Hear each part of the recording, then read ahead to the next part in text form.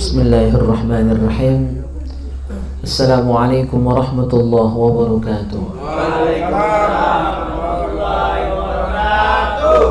Alhamdulillah. Alhamdulillahilladzi an'ama alaina ni'aman katsirah. Asyhadu an la ilaha illallah wahdahu la syarika lah. Wa asyhadu anna sayyidana Muhammadan abduhu wa rasuluhu la nabiyya ba'dah. Allahumma salli wa sallim ala sayyidina Muhammad wa ala alihi wa sahbihi wa mawalah amma ba'du. Ikhwani fillah rahimakumullah, puji syukur mari senantiasa kita persembahkan kehadrat Allah Subhanahu wa taala yang senantiasa melimpahkan mengaruniakan kita nikmat yang tak terhingga banyaknya. Terutamanya nikmat iman, nikmat Islam, kesehatan, kesempatan sehingga kita bisa melaksanakan cawisan rutin kita setiap malam Kamis di Majelis Al-Barakah di Bikers Fisabilillah ini. Semoga Allah Subhanahu wa taala karuniakan kita keimanan yang istiqomah, ibadah yang terasa lezat dalam pelaksanaannya, dan ilmu yang manfaat yang kita bisa amalkan dan kita terapkan dalam kehidupan kita sehari-hari.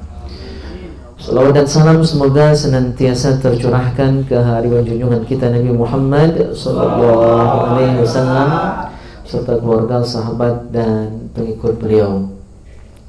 Ikhwani fillah rahimakumullah, alhamdulillah setelah lebih kurang 1 minggu kita tidak bisa bersilaturahim, malam hari ini bisa ketemu lagi. Rasanya seminggu itu lamunian, masih tahun. Makanya walaupun tadi datang azan isya baru tiba, miring dengat, ngelatik budak dan maknya ya kan. Nah, bangun, makan, dah makan, mandi, lagi mandi dijemput, maka saya langsung ke sini. Sebenarnya belum sholat isya, tidak apa-apa demi mempercepat pertemuan dengan kawan-kawan semua di majelis ini. Mudah-mudahan ini berkah untuk kita semua. Amin. Baik, kita jawab pertanyaan dari Mang Hajar dulu. Ya. Dan untuk menjawab ini sebenarnya 3 minggu menyelesaikan. Karena bahasan istinja itu di Masjid Istiqomah baru 2 minggu kita bahas dan itu belum selesai. Ya. Nah, insya Allah malam besok kajian di Masjid Istiqomah itu materi masih istinja dan minggu ketiga. Jadi kalau nak jawab pertanyaan kamu tak tuntas malam ini.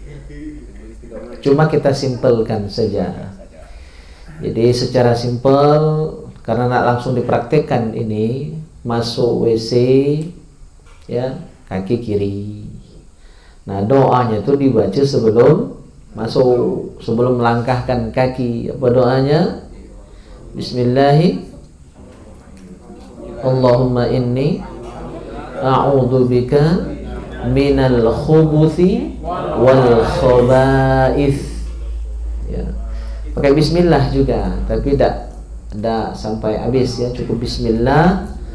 Allahumma inni a'udzubika minal khubuthi wal khaba'ith. Apal kali itu? Ini wajib, bukan wajib ya. Tapi bagi orang yang beradab itu sesuatu yang tidak wajib jadi wajib bagi dia. Tapi bukan kita mengatakan hukumnya wajib, ya. Tetapi ini wajib dalam pengertian kita sungguh-sungguh melaksanakannya, mengamalkannya, ya. Bukan wajib dalam pengertian kalau tidak dipakai dosa, ya, dipakai dapat pahala, bukan itu. Karena sering saya sampaikan bahwa orang yang akan naik makom, naik derajat itu, kata Syekh Abdul Wahab Asy'arani, dia punya pandangan yang sunnah seolah-olah wajib, yang wajib lebih lagi, yang makruh dia tinggalkan seolah-olah haram, yang haram lebih lagi dia tinggalkan, begitu maksudnya. Karena penting doa ini, WC itu sarangnya setan, tempatnya jin. Kalau kita tidak minta perlindungan kepada Allah, maka akan ada gangguan, ya. Itu. Kalau baca doa itu sebelum masuk. Allahumma inni bismillahi, Allahumma inni a'udzubika minal khubuthi wal khaba'is. Ya Allah, ya, dengan namamu, dengan menyebut namamu, dengan memohon pertolongan dengan menyebut namamu, ya Allah, inni a'udzubika, ya aku berlindung kepadamu, minal khubuthi wal khaba'ith, dari setan jantan, dari setan betina. Jadi setan itu ada jantan betina, ya. Ada dari bangsa jin, ada dari bangsa manusia. Yang dari bangsa jin tak kejingoan, ya. Yang dari bangsa manusia, itulah jin kepala hitam, ya. Jin kepala hitam. Dua-duanya sama menyusahkan kita. Maka hati-hati. Ya, doa itu dibaca. Lah masuk kalau nak ngelepasi seluar, misalnya nak BAB, ya, atau mungkin kan masuk WC itu macam-macam. Ada yang nak buang air, ada yang nak mandi. Tapi kan tentu kedua-duanya, baik nak mandi atau nak cuma buang air, pasti kita buka aurat, buka pakaian. Yang jelas buka seluar. Kalau tak buka seluar, namanya itu bro, kan gitu. Ya, jadi istilah tebrobot itu orang yang buang air di celana, buang air besar di celana. Ya. Kalau banyak tebrobot, kalau dikit tekin. Jadi kalau kita masuk untuk mandi, pasti kan buka aurat kan, buka seluar, buka baju. Yang besar ya buka sarung, pakai telasan. Nak ganti dari anduk ke telasan, dari seluar pakai telasan, ya. Atau hanya melorotkan ke bawah biar tidak kena pakaian. Itu kan berarti kita buka aurat di situ, ya. Sementara WC itu tempatnya jin. Maka supaya dia tidak lihat aurat kita, ya, maka sunnah juga dibaca doa Bismillahilladzi la ilaha illahu. Bismillahilladzi la ilaha illahu. Hafal? Bismillahilladzi la ilaha illahu. Nah, doa ini pelindung, ya, hisnun hasin, pelindung kita supaya jin yang ada di situ tidak ganggu kita, tidak lihat kita, ya gitu. Mobil khusus perempuan, jadi istri, ya, anak-anak gadis itu harus lebih serius lagi untuk baca doa itu. Ya, mungkin itu lanang lantalan ada intip jin tidak baku, ya kan. Nah, tapi kita khawatir jangan-jangan yang telat nikah itu ada jin yang linjang sama dia. Iya, karena memang makhluk itu dia senang dengan manusia, senang dengan manusia. Pernah kejadian, saya masih kuliah di Palembang, tahun berapa? Sekitar 2004 atau 2005, saya masih di Palembang. Ada ruqyah masal. Pas ruqyah masal itu ada ibu-ibu yang kesurupan, ya. Setelah ditangani, ya, secara khusus, dia ngamuk-ngamuk oleh Ustadz Sorikun, Tuan Mu'i Sumsel waktu itu. Setelah di dialog, ditanya, ternyata ada setan, ada jin yang linjang sama dia, sehingga akhirnya beliau itu masih gadis di umurnya yang sudah 50 tahun. Jadi dilinjang. Setiap kali ada laki-laki yang mau melamar, ditolak. Ada saja dibuat jadi jelek, jadi jahat, macam-macam. Atau yang lanang nak melamar itu jadi celaka. Di istilah orang kita itu tolak upe. Jadi tolak upe itu bisa jadi karena gawe jin. Dia linjang dengan cewek atau dengan cowok, mungkin karena melihat auratnya tadi, cantik, ganteng, gitu. Salah satunya bisa jadi sebab lain karena buntu misalnya kan, itu lain sebab lagi. Ya, jadi banyak sebab. Nah, dan seluruh sebab itu kita analisa, kalau bisa semuanya dicarikan solusinya. Kalau buntu lebih semangat lagi kan gitu ya, so-nya itu kan. Kalau faktor tadi mungkin harus ngubah cara gitu. Jadi baca doa itu.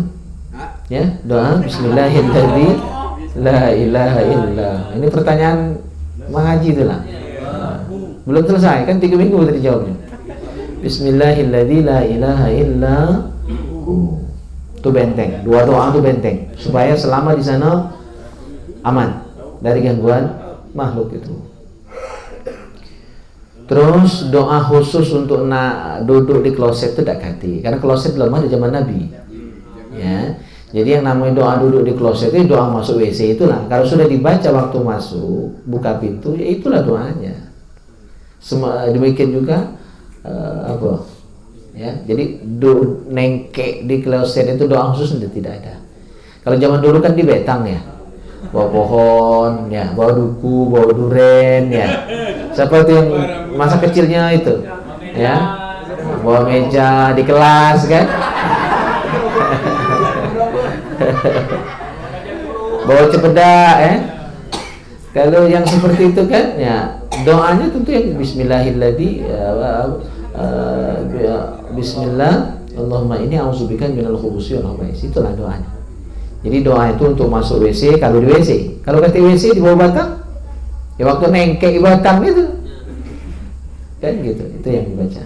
Jadi tidak ada doa khusus kloset, karena kloset juga belum ada zaman Nabi, ya kan? Bagaimana Nabi mengajarkan doa duduk di kloset, padahal kloset pun belum ada pada masa Nabi, ya gitu ya. Jadi doanya sama baik. Oke, udah selesai buang hajatnya. Sunnah bedahem biar tuntas. Jadi kalau masih ada dikit tuh metul, ya gitu. Bedahem. Kalau buang air kecil sunnahnya diurut 3 kali ngurut pakai jangan pakai sabun.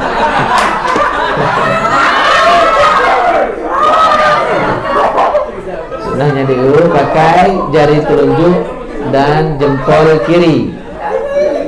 Ya, 3 kali. 3 kali baik, jangan lebih. Biar tuntas. Ya.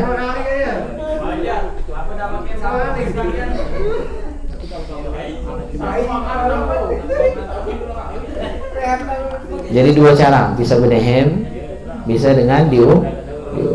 Tapi itu tidak semuanya. Ada orang yang sudah tuntas walaupun tanpa bedahem, ya.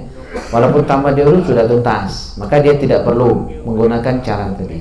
Tapi kalau ada orang yang tidak akan tuntas buang airnya tanpa bedahem dan tanpa diurut, maka wajib bagi dia ngurut tadi. Tapi cukup 3 kan? Lebih dari situ keluar yang lain kayak gitu. Ya, cukup 3 kan. Oke, sudah selesai bebeso. Nah, yang namanya istinja itu besonya itu basuh. Ya, membersihkan tadi bisa dengan batu, bisa dengan selain batu kertas, tisu, ya, kayu, boleh. Yang paling abdul dengan menggunakan air. Nah, yang wajib tuh membasuhnya, ya, bukan niatnya. Jadi khusus untuk istinja, walaupun tanpa niat istinja nyesat. Karena intinya adalah membersihkan kotoran, membersihkan najisnya. Nah, tapi ulama kita mengajarkan, ya bagus, walaupun tidak wajib, ya, lebih baik untuk digunakan. Nah, maka yang biasa menggunakan niat istinja, apa niat istinja? Nawaitul istinja'a minal bauli wal ghaiti fardhon lillahi ta'ala. Itu kalau dua-duanya, istinja dari buang air besar dan kecil. Nawaitul istinja'a minal bauli wal ghaiti fardhon lillahi ta'ala. Kalau yang buang air kecil saja, cukup nawaitul istinja'a minal bauli, kencing saja. Jadi harus dibedakan. Kalau hanya kencing saja, cukup nawaitul istinja'a minal bauli fardhon lillahi ta'ala. Oke, itu hanya kencing. Karena kalau orang kencing belum tentu mising. Kalau mising pasti kencing. Ada yang pacak mising beda kencing. Aku belum nemu itu. Ya. Jadi kalau kencing belum tentu mising. Kalau mising pasti kencing. Maka kalau kencing saja nawaitul istinja'a minal bauli fardhon lillahi ta'ala. Kalau dua-duanya nawaitul istinja'a minal bauli wal ghaiti fardhon lillahi ta'ala. Kalau misalnya ada Walaupun saya tidak pernah itu, ya, hanya buang air besar saja tanpa kencing itu saya tidak pernah. Kalau ada yang lain yang baca, yang dari Sukaraja mungkin agak lain barangkali ya, atau toke Honda nih barangkali ya. Kalau aku udah baca Bang Yudi ya, Pak Kasar ya, baca. Nah seandainya hanya buang air besar saja, maka istinja gimana? Nah itu istinja minal ghaiti, minal ghaiti. Nama itu istinja minal ghaiti. Tapi harap diingat, bacaan nama itu istinja tidak wajib. Walaupun tidak dibaca, istinja tetap sah karena inti istinja membersihkan kotoran. Ya, jadi tidak wajib. Dibaca bagus. Tapi tetap sah istinjanya walaupun tidak dibaca. Sudah selesai istinja, ada doa. Jadi Islam itu luar biasa, lengkap betul ajarannya. Maka udkhulu fis silmi kaffah. Masuklah Islam itu totalitas, lengkap. Ada yang baca.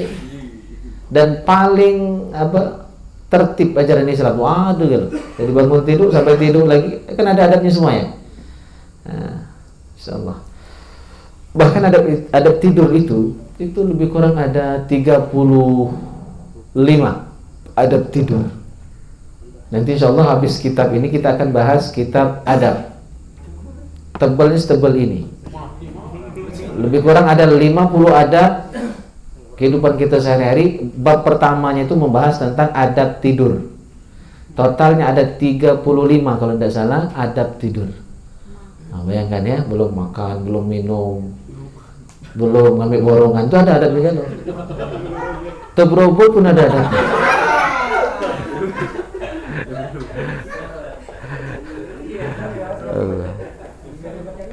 Saya itu lemes sebenarnya, masih capek ya. Cuma kalau menyebut kata tebrobot itu jadi semangat gitu. Karena viralnya itu ya. Saking viralnya. Nah, sudah selesai istinja, sudah ke besok, baik baca nama itu ataupun tidak, sunnah membaca doa. Allahumma tahhir qalbi minan nifaqi wa hassin farji minal fawahish. Oh, ini luar biasa penting juga doa itu. Allahumma tahhir qalbi, ya Allah sucikan hatiku. Allahumma tahhir qalbi, ya Allah sucikan hatiku, bersihkan hatiku ya.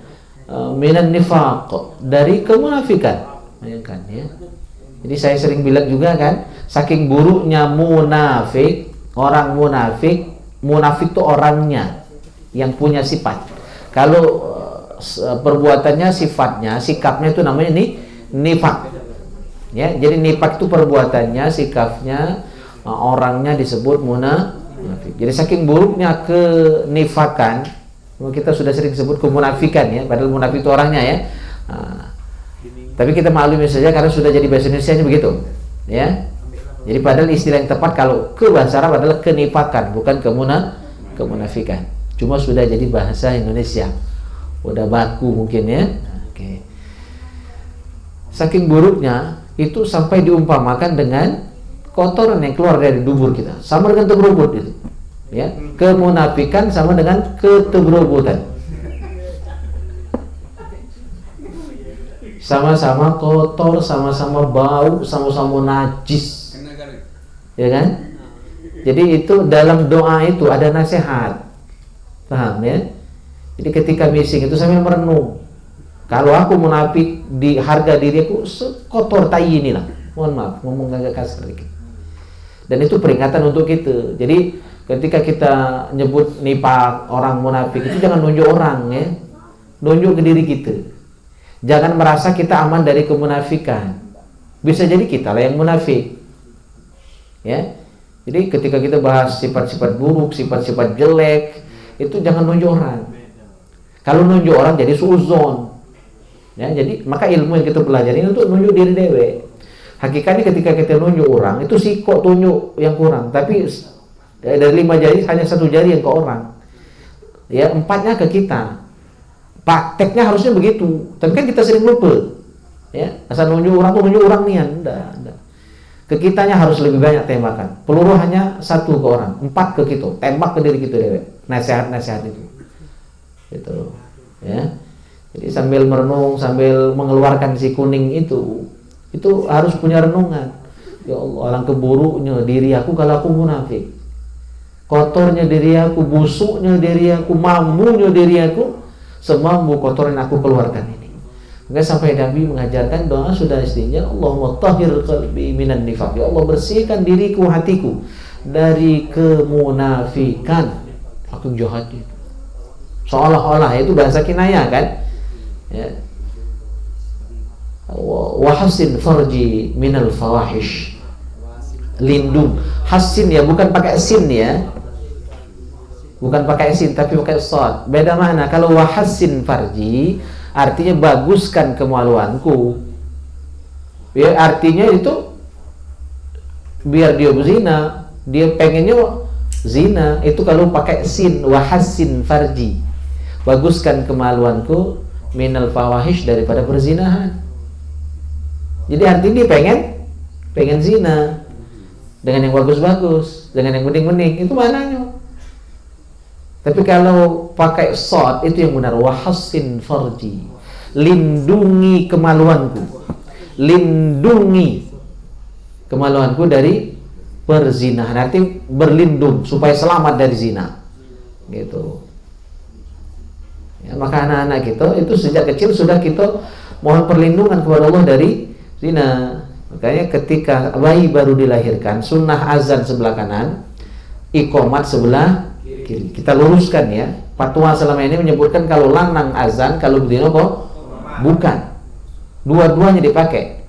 Azan di telinga kanan, iqomat di telinga sudah. Itu ada amalan lain. Baca surah Al-Qadar 3 kali di ubun-ubun. Jadi kanan azan, kiri iqomat, di ubun-ubun baca surah Al-Qadar. Fadilahnya apa? Dalam kitab I'anah dan kitab Bajuri disebutkan fadilahnya kalau kita baca surah Al-Qadar di ubun-ubun bayi yang baru dilahirkan, maka Allah selamatkan dia yang tadi minal fawahish, dari perzinahan. Dia menzinahi atau dizinahi, itu kan sama-sama buruk. Menzinahi berarti dia pelakunya, dizinahi berarti dia diperkosa dan sebagainya. Nah, supaya anak-anak kita, cucu kita, keluarga kita yang perempuan selamat dari fawahish, dari zina itu, baca surah Al-Qadar di ubun-ubun bayi yang baru lahir, anak betina atau anak lanang, dua-duanya dibaca. Ya, gitu. Kan sama buruk, menzinahi atau dizinahi sama-sama buruk. Nah, kalau baru tahu sekarang, tidak apa-apa. Ya, anak-anak itu dibacakan itu ketika dia tidur di ubun-ubunnya surah Al-Qadar 3 kali, minimal sekali. Allahumma tahhir qalbi minan nifaq wa hassin farji minal fawahish. Nah, itu doanya. Sudah istinja, dah pasang lagi seluar kan, pasang lagi sewe, pasang lagi anduk, keluar kaki kanan dulu, baca doa ghufranak Allahumma alhamdulillahilladzi pakai ghufranaka dulu. Itu artinya kita mohon ampunan, mungkin dalam bahasa tadi ada dosa kan dan sebagainya. Ghufranak alhamdulillahilladzi azhaba annil adza ya, adza pakai alif bukan pakai ain, lain arti. Anil adza wa afani. Ghufranak, ya Allah, saya berharap ampunanmu, ya, pengampunan dosa darimu. Segala puji bagi Allah yang telah adhaba anni, menghilangkan dari diriku. Al-adza itu kotoran, penyakit. Kan tai itu kotoran, dan penyakit itu kan sampah dari makanan, ya. Makan yang kita makan itu sampahnya itu jadi, mohon maaf, tinja, ya. Vitamin-vitaminnya itu diserap oleh tubuh, lari kotak dan ke seluruh badan. Di sampahnya itu adalah kotoran yang harus keluar. Kalau itu tidak keluar, bakal sakit perut. Kalau tak mising-mising 2-3 hari, keras, susah atau gerobotnya, ya. Nah, itu bisa-bisa dioperasi.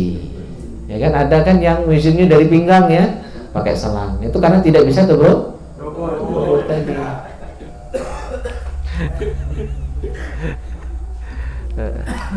Sudah selesai? Ya. Alhamdulillahilladzi adzhaba anni al-adza wa afani. Afani itu mengafiatkanku. Jadi segala puji bagi Allah yang sudah menghilangkan penyakit, sudah menghilangkan kotoran. Tai itu kotoran dan itu penyakit kalau tidak bisa keluar. Wa afani, dan telah menyehatkan aku. Afan itu afiat, sehat. Sehat tidak bisa bising. Sehat. Alhamdulillah kan? Maka bersyukur baca bising. Ya, kalau tidak baca, tidak usah ke bising. Kentut kalau tidak baca, buis perut, kembung, nyusahkan diri. Itu jawaban pertanyaan Mang Hajar. Dan setengah jam jawabannya selesai ya. Nah, itu sudah kita persingkat. Kalau nak diperpanjang, besok jawaban tambahan. Baik, kita lanjutkan bahasan kita kitab akhlak. Tadi belum mulai, baru menjawab pertanyaan. Oke, kita lanjutkan bab yang ke-13. Salihun wa ummuhu, soleh dan ibunya. Kita bahas satu kitab saja. Dan mohon maaf mungkin tidak bisa dalu-dalu, malam ini istirahat sudah. Jangan metal ke HJP karena cak semangat maka saya tetap datang. Ya. Saleh dan ibunya. Masih bahasan adab kepada ibu. Salihun waladun barrun bi ummih. Saleh adalah anak yang barrun, yang anak yang baik, anak yang berbakti dengan ibunya. Wa dzata yaumin maridat ummuhu. Suatu hari ibunya sakit. Fahazina katsiran, tentu sedih kan sebagai anak ketika ibu sakit, bak sakit, orang tua sakit, keluarga sakit, pasti sedih. Kalau tak sedih, tahu mak sakit, nah itu bahaya itu. Dan kita beberapa hari ini dipertontonkan di medsos, ada orang meninggal dunia dan statusnya Islam, tapi banyak yang ngolok-ngolok. Ada 2 kasus dalam beberapa minggu terakhir ini, memang Muslim yang kontroversial, tapi yang mengejutkan adalah ada sebagian saudara kita yang justru bersyukur atas kematiannya. Nauzubillah min dzalik. Sejahat apapun orang, kalau dia meninggal dunia, fa innahum qad afdal. Itu kata Rasulullah.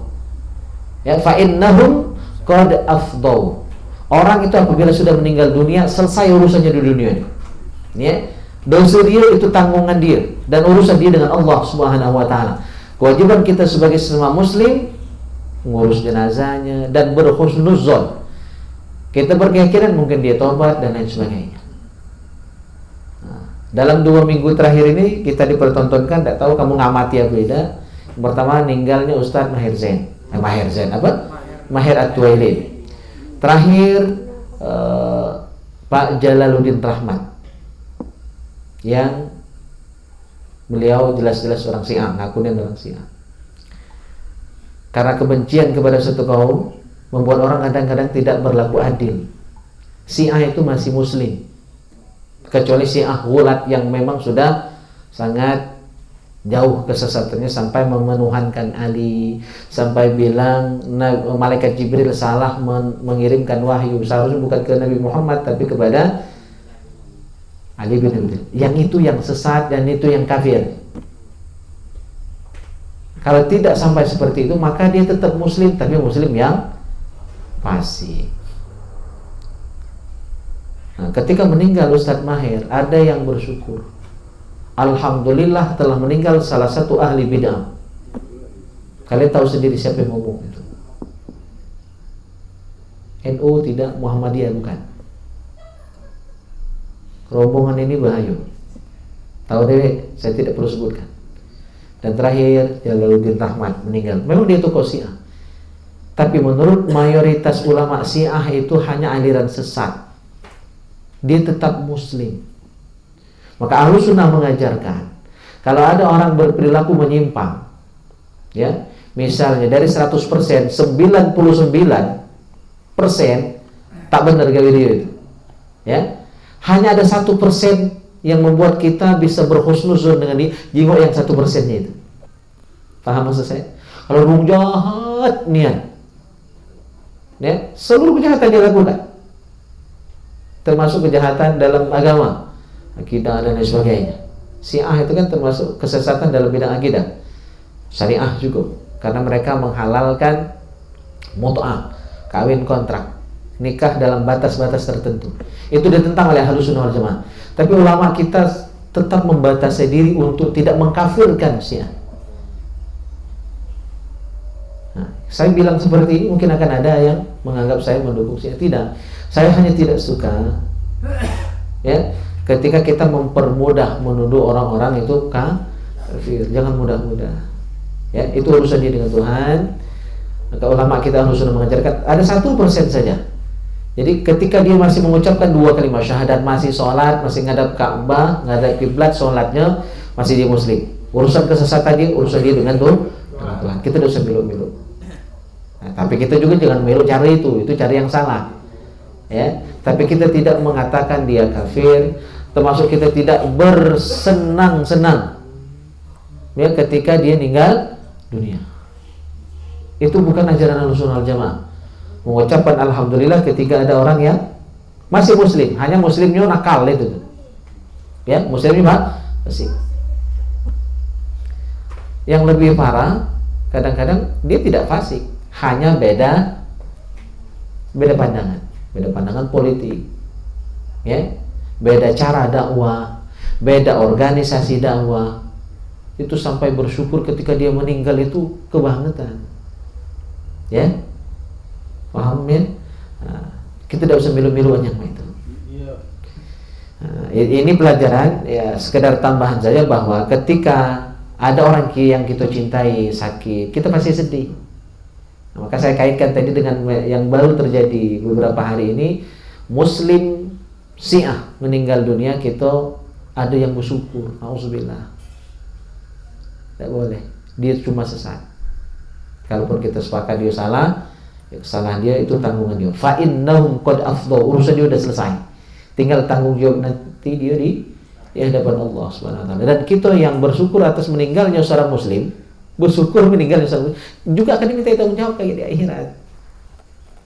Ya. Maka tampakkanlah kesedihan. Kita pokoknya berhusnuzon lah. Walaupun bandit yang meninggal, kita berhusnuzon. Sering saya ditanya, wah Ustaz, yang meninggal bunuh diri. Bunuh diri itu kan salah satu dosa besar. Apakah wajib diurus jenazah? Tetap diurus.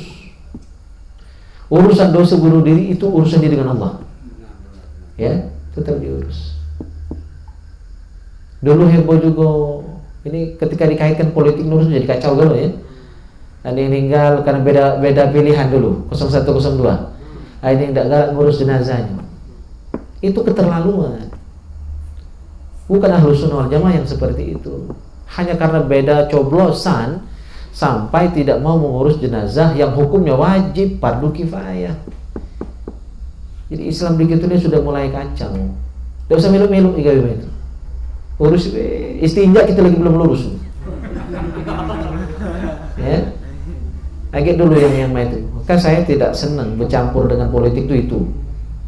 Jadi kadang-kadang dibawa ke ranah akidah semua. Padahal masalah politik itu tidak terkait dengan masalah akidah sama sekali. Artinya ketika kita mencoblos si A, si B, itu kita tidak akan tidak akan pindah akidah, tidak akan jadi murtad gara-gara itu. Itu urusan politik. Ya. Silakan pilih yang paling baik menurut gitu. Ya, tidak akan memindahkan iman gara-gara beda pilihan.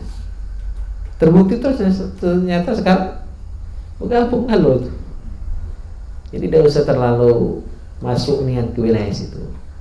Nak nyoblos payu tidak, sudah senang siapa laju gelang. Ya, gitu. Jadi balik ke bahasan kita, sedih wajar ketika ada keluarga kita yang sakit. Tidak wajar kalau mie sakit tahu, ya. Dan termasuk kekurangan ajaran juga. Ini rombongan yang kita harap waspada, hati-hati. Sampai ini masih ponaan. Informasi sampai ke saya dari adiknya. Kalau langsung mungkin aku tampuk, saking kurang ajarnya dia. Gara-gara ikut aliran itu sampai berani ngomong sama bapaknya, ya, Mbak, kaki kamu tidak usah sedih. Ya, kalau kamu meninggal, aku tidak ngurus jenazah kamu. Karena aku beda cara ngurus jenazah. Kaki pasti diyasinkan, ditahlilkan, ditalkinkan, ya. Beda cara dengan dia. Mana aku tabuk gitu. Kalau dia ngomong di depan, kurang ajar. Hal-hal seperti itu tidak harus disebutkan. Lebih durhaka dia dengan cara itu ngomong itu, sama dengan nyumpai mati orang tua. Maka hati-hati sekarang meluk rombongan. Sampai ngomong seperti itu berani dengan orang tuanya, ya. Dan akan hadir di pemakaman orang tuanya karena bakal ditahlilkan, bakal diazankan di kubur. Saking bencinya dia dengan ajaran itu. Nauzubillah. Dan sekarang ajaran itu banyak dikembangkan.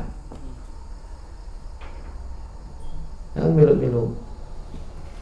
Itu kurang ajar. Kita tidak mempermasalahkan nak azan di kubur, nah kan kita sudah sampaikan. Itu sah. Nak dilakukan payudak sudah, nak tahlilan payudak sudah, tetapi cakap itu sudah nyakit orang tua. Bersenang-senang, cak bersyukur niat, cak luat niat ketika ajaran itu diamalkan. Ya. Nauzubillah min dzalik. Jadi normal, sedih normal ya. Wasta'dzana min asatidatihi, dan akhirnya beliau pun Soleh ini diminta izin dengan gurunya untuk libur beberapa hari merawat ibunya yang sedang sakit. Ayajlisa indaha fil bait liyakhdumaha, ya, untuk merawat ibunya, melayani ibunya di rumah. Li'annaha ma indaha khadimah, karena ibunya tidak punya pelayan, tidak punya pembantu. Dia inilah si Soleh inilah, maka dia rela tidak masuk sekolah demi merawat sang ibu. Nah, ini pelajaran untuk kita saat ini. Prakteknya gimana? Kalau memang tenaga kita sangat dibutuhkan oleh orang tua kita, ya boleh izin gawi, izin sekolah, izin kuliah dulu sementara demi merawat ibu. Ya, jangan takut hilang duit, hilang pencarian, ya. Nah, duit pacak dicari, tapi ibu kalau sudah meninggal tidak sempat lagi nak berbakti. Maka ibu kita surga kita, ayah kita surga kita, mumpung masih hidup. Jadi kita yang masih sempat menemui ayah ibu kita, ya, masih sempat merawatnya kalau dia sakit, ya kan? Masih sempat nanggung nafkahnya, masih sempat ngumrohkan dia, hajikan dia, itu kesempatan, itu surga kita. Anak yang biasa nangis tegere-gere ketika emaknya meninggal, bapaknya meninggal, itu yang tidak sempat merawat orang tua. Maka rugi luar biasa. Mumpung orang tua masih hidup, mertua masih hidup, itulah surga kita. Kesempatan kita untuk berbakti. Ya, tidak rugi, tidak cat pos pergi, potong gaji pergi, daripada jadi anak orang kurang ajar. Nah, kalau punya bos, ya memaklumi ketika ada anak buahnya minta izin untuk sementara waktu beberapa hari demi merawat ibu. Kita patut bangga sebagai bos punya anak buah yang berbakti dengan orang tuanya. Jadi sama-sama saling pikirkan. Gitu. Maka kita ada dengar kabar tempoh hari, siapa itu yang saudara kita di Bikers ini, yang beliau lama ada aktif di kajian kita, di safari kita setiap Ahad, karena ternyata beliau merawat ibunya. Hadir malam ini? Nah, itu luar biasa, bangga kita. Ya. Allah Akbar. Fakana Saleh taratan yushtari laha dawaan min as-saydaliyah. Kadang-kadang si Saleh ini membeli obat untuk ibunya di apotek, wa taratan yashtari laha ta'aman wa fawakiha min as-suq, dan kadang-kadang membeli makanan, beli buah-buahan dari pasar. Nah, ini juga mengajarkan kepada kita, ya, nanggung berobat orang tua kita. Ya, jangan lagi keluar. Kalau misalnya kita ngerewangi orang tua kita dan kita ada duit, kita yang nebus, walaupun dia kan kaget, macam aku, kita yang dulu, gitu. Itu adab yang diajarkan. Termasuk juga bawa ke makan minum, dia belikan buah ketika bertandang, itu ada orang tua, ke orang lain juga sama, ya. Cuma menyesuaikan kemampuan, jangan sampai maksa ke diri juga, ya. Mengukur-ukur. Allah juga tidak senang kalau kita nak sampai berhutang-hutang dan memaksakan diri, tidak boleh. Innallaha la yuhibbul mu'tadin. Allah tidak suka kita berlebih-lebihan. Ya. Jadi sesuai kemampuan ekonomi, proporsional saja, ya, sesuai kemampuan. Wa yuqaddim ilaiha kullama tahtaj ilaiha min ta'am aw dawa, dan menghidangkan makanan, melayani kebutuhan ibunya, ya, melayani makannya, nyiapkan obatnya dan sebagainya. Wa yusalli qalbaha bil kalam al jamil, dan menyenangkan hati ibunya dengan ucapan-ucapan yang indah. Maka di Facebook tempoh hari saya sempat share ada video seorang anak yang menghibur ibunya sampai ibunya tertawa. Ibunya telah tuanian. Cina kebetulan videonya itu kalau baca itu, ya, pernah saya share. Itu dia buat lagu Bang Sair ini lagi, buat ulang, buat lagu, ya kan. Cuma tidak sampai itu berubah tidak gitu. Dia guyon, bercanda, ngagain maknya sehingga maknya itu udah tahu. Nah, ini maksud ini. Wa yusalli qalbah, menyenangkan hati sang ibu. Jadi dia buat ulang, buat cerita-cerita jenaka sehingga ibunya senang, ibunya ladas, ibu itu tahu. Ya, gitu. Ini asal datang ke bok. Oh, ya berbentak. Anak kamu tuh mau menu ini. Nah, jangan mak itu. Orang tua lah susah, jangan tambah susah. Jadi asal datang ke rumah orang tua, ke rumah mertua, cerita yang senang-senang, yang bagus-bagus, yang baik-baik. Nah, yang bujang-bujang juga kayak di depan kalau nikah. Tidak usah ngadu-ngadu modelnya. Jangan bebani orang tua kita dengan masalah rumah tangga kita. Masalahnya lah banyak. Ya, jangan tambahi. Seharusnya kita yang menyenangkan hati mereka. Allah, ya, mudah-mudahan baca agama itu, ya. Dan biar bisa praktek cepat nikah, kan gitu. Nggak lama-lama, GPL, ya, nggak pakai lama. Karena ilmu ini kan ada praktek. Nah, praktek nggak ada gantinya. Praktek dewi. Mubazir, ya. Nah, cewek banyak sekarang ini. Tinggal nyari yang pas, yang cocok. Sabar, ada Robi.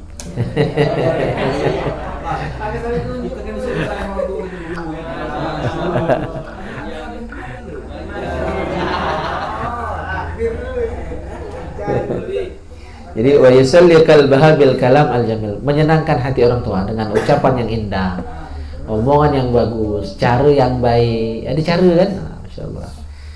Termasuk membawakan dia menantu yang baik.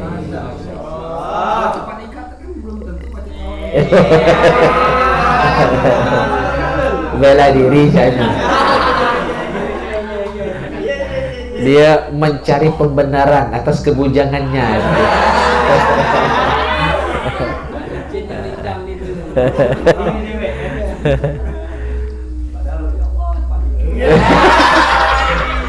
Amin, amin.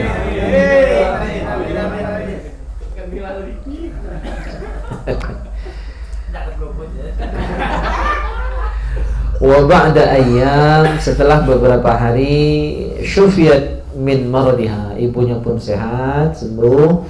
Fa fariha salihun farahan syadidan, tentu dia senang, gembira melihat ibunya sudah baikan, sudah sembuh, sehat walafiat.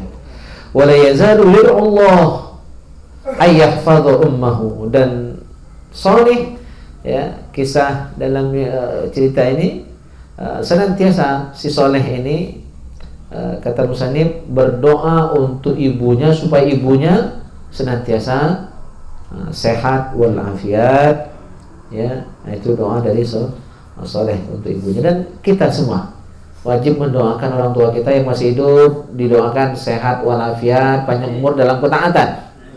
Yang sudah meninggal dunia, doakan Allahumma ghfir lahu warhamhu wa'afihi wa'fu dan seterusnya itu. Nah, jadi banyak-banyak mendoakan orang tua, baik masih hidup ataupun sudah meninggal dunia. Mendoakan dan minta doakan. Jadi sama-sama. Jadi kalau datang ke rumah orang tua, mertua, minta doakan. Ya. Di samping kita juga mendoakan beliau-beliau. Tapi sampai di sini silakan, ada yang nak ditakon ke? Ayo. Robi, masalah ini tadi. Apa? Nanya apa? Jangan nanya. Alhamdulillah ya Allah. Dia menghadapi mertua betina. Mari mertuaan. Ngomong. Siapa yang nanya? Apa? Ya. Laju.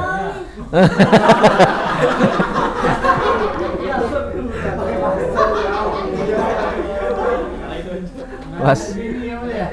Jangan nanya apa aja.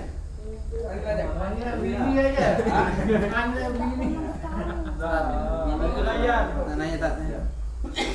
Assalamualaikum warahmatullahi wabarakatuh. Waalaikumsalam warahmatullahi wabarakatuh. Ustaz, mungkin hasil pertanyaan ini dari diskusi antara saya dan kawan saya Tat. Ini bahas tentang sholat mufaraqah. Jadi ketika kita nih benci dengan seorang imam Tat. Jadi apakah solusinya kita harus mufaraqah atau tidak Tat? Ya. Jadi mufaraqah itu ada 3 ya.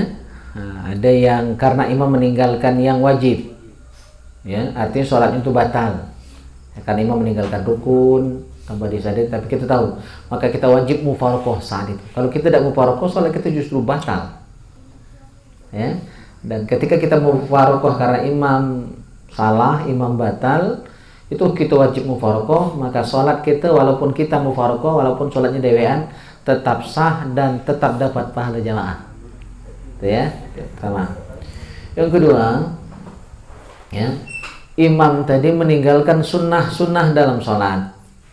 Misalnya imam tadi tidak baca kunut, sementara kita berkeyakinan kunut itu sunnah.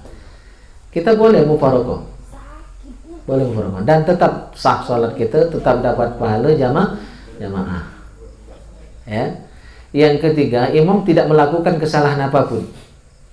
Tidak meninggalkan rukun sholat, tidak meninggalkan sunnah-sunnah dalam sholat. Dia sholat biasa sholat, tapi kita mufaraqah, sholatnya tetap sah, tidak batal.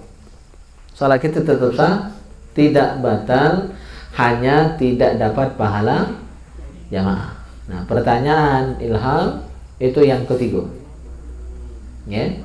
Jadi boleh, tapi lebih baik ngapa luar dengan imam, ya. Nah, kalau luar dengan imam hanya karena iri dan dengki, karena luat baik, hati kita yang masalah. Jangan nyalakan orang, maka perbaiki hatinya, ya. Ya, itu rugi walaupun sholatnya sah, tapi tidak dapat pahala jamaah. Jadi walaupun luat dengan imam, ikut saja, ya, berjamaahnya. Apalagi luat yang tidak beralasan. Kan kadang-kadang kita ini menemukan, mungkin kita atau orang lain seperti itu. Nauzubillah ya, kalau kita punya sifat tabiat seperti itu. Luat kati alasan itu nah. Ya? Tak deman itu biasanya iri dan dengki. Faktor iri dan dengki dan kekotoran hati. Nauzubillah, banyak-banyak zikir yang model itu. Banyak-banyak zikir, banyak istighfar, la ilaha illallah, astagfirullah, ya, banyak-banyak baca itu. Itu tanda hati yang kotor. Ya. Hati kotor itu lama-lama hitam, legam, keras, matu, lama-lama mati. Nah, itu parah. Kalau hati lah mati, mana yang hidup kan? Ya, kalau dia masih kotor, masih pacak dibersihkan. Kalau dia keras, masih pacak dilembutkan. Ya kan? Kalau mati, kecuali hidayah atau wali-wali khusus yang pacak mengobati, pacak hidupkan lagi hati yang mati. Maka sebelum hati kita mati, kalau masih kotor, masih hitam, itu masih bisa dibersihkan dengan cara memperbanyak zikir. Ya, zikir, bergaul dengan orang soleh, itu pacak bersih. Baca Quran, baca salawat, itu bersihkan hati. Oke, ya. Jadi afdalnya tetap ikut. Kalau ada perasaan tidak nyaman, buang perasaan itu.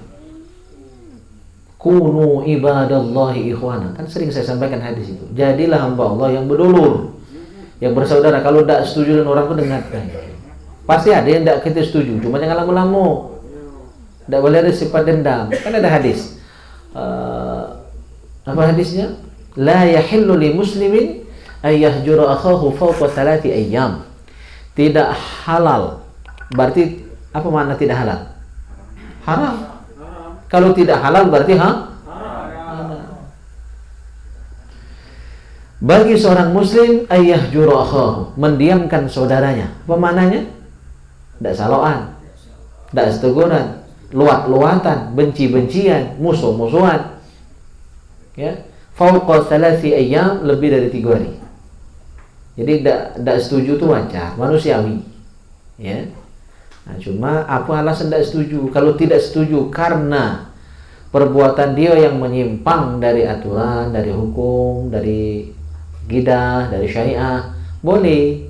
Tapi benci perbuatannya saja, dan kita doakan dia berubah jadi lebih baik. Gitu. Mau kalau luat nak matilah dengan orangnya nih kan. Pokoknya aku asal ningok si anu tuh luat tekelabit. Nah, itu nauzubillah. Nah, jadi kita sama-sama berbenah nih sama. Saya dan kita semua pasti punya sifat itu. Nah, tinggal kadarnya. Ya, dan itu harus kita buang. Tidak boleh kita menyimpan kebencian kepada siapapun di antara makhluk Allah. Saya sering kali sampaikan, karena ini jadi penyakit hati gitu kan. La yu'minu ahadukum hatta yuhibba li akhihi wa yuhibbu li nafsihi. Hadis itu, hafalkan, ingatkan hadis itu.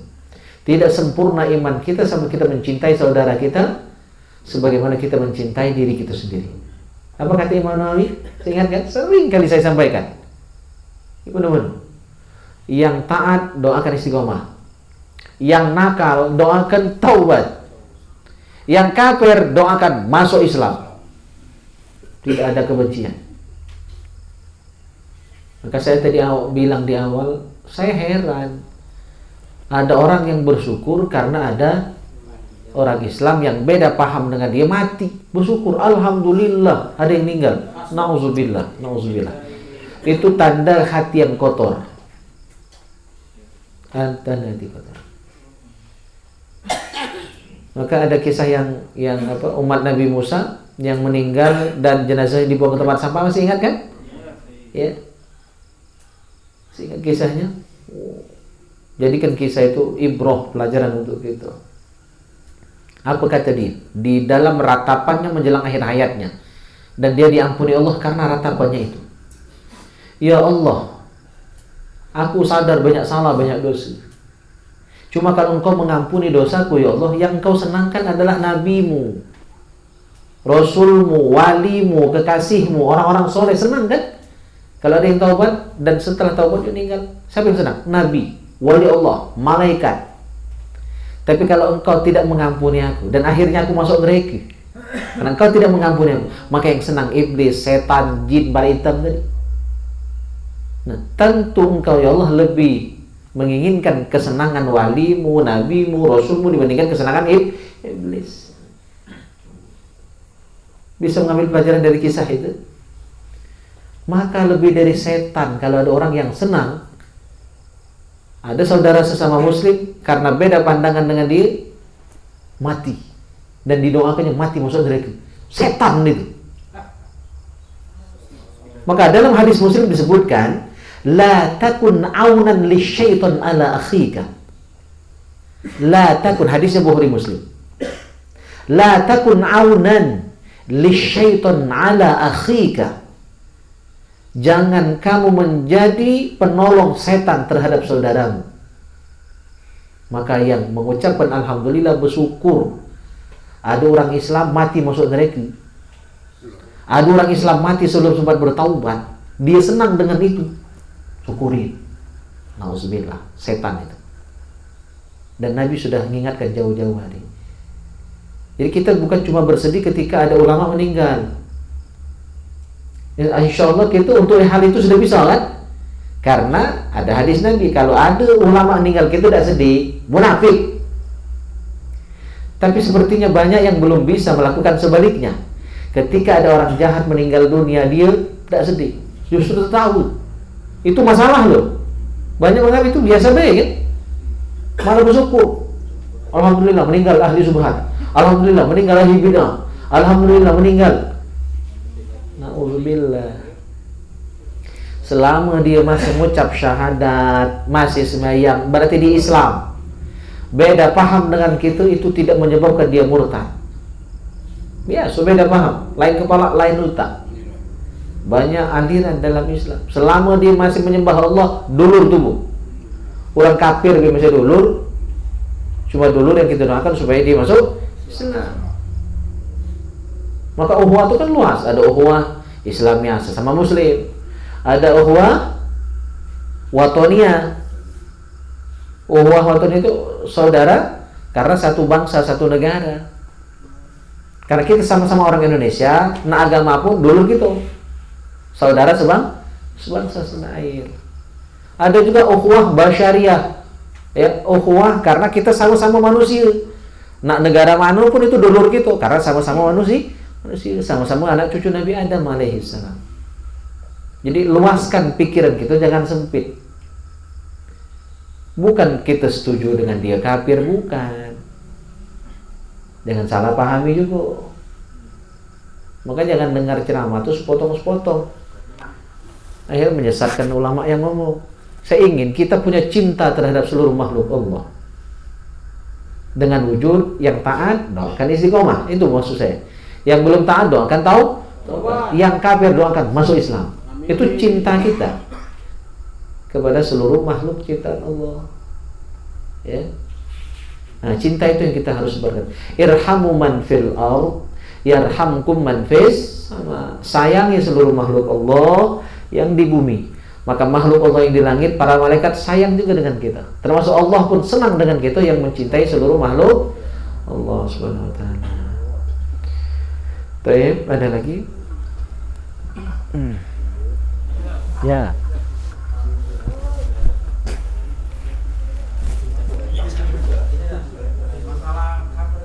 Ya.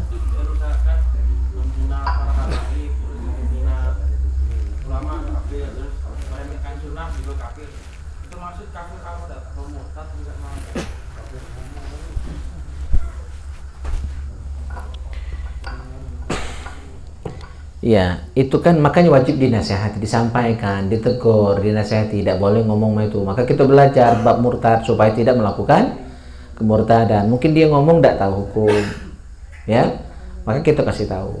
Lah dikasih tahu masih ngeyel, ya sudah, tugas kita mengingatkan, mendoakan supaya dia sadar, taubat, tidak boleh melakukan hal-hal seperti itu. Tapi memponis dia, menyebut dia, nah itu yang harus dihindari, ya. Yang saya masukkan memponis, "Oi, kafir kau, murtad." Nah, itu kalimat itu hindari. Ya. Karena kata Rasulullah, ketika kita menyebut saudara kita kafir, kalau benar, oke, cuma kalau tuduhan kita salah, itu balik yang ngomong. Sekarang kan banyak yang mempermudah ya. Munafik kau, murtad kau, syirik kau, bid'ah kau. Nauzubillah, itu ucapan-ucapan yang tidak pantas karena bakal balik yang ngomong. Ya, kita pokoknya banyak husnuzon ya ke orang itu, banyak baik sangka. Pokoknya cari takwil dari omongan dia itu. Kalau dia ngomong bener ngomong itu dan kita dengar langsung, oh mungkin tidak tahu. Itu maksudnya ditakwil omongan dia itu. Kita tetap berhusnuzon. Nah, kata kawan, ada yang bela, bukan, dia telah tahu, pinter dia baca kitab. Oh mungkin dia lagi hilaf. Jadi masih kita masih cari alasan untuk dia. Kita husnuzon sama dia. Paham? Ya, pelan-pelan paham ini. Kagak salah paham kalau udah itu. Kagak kamu anggap saya mendukung dia murtad, dia kafir, bukan. Ini sikap kita. Kita tetap menyalahkan omongan dia. Cuma kita jangan memponis dia. Ya. Jadi kalau misal kita dia anggap salah, ya omongi. Lah dia omongi masih tidak ngerti, ya mungkin dia khilaf, ya kan? Mungkin lagi emosi, ya, mungkin ada bawaan budak dan lain sebagainya. Pokoknya berhusnuzon. Ya, masih tidak mempan dia ngomong, doakan ya Allah, berikan dia kesadaran, ya, biar dia tidak lagi melakukan kesalahan-kesalahan yang fatal seperti itu. Maka hindari memponis.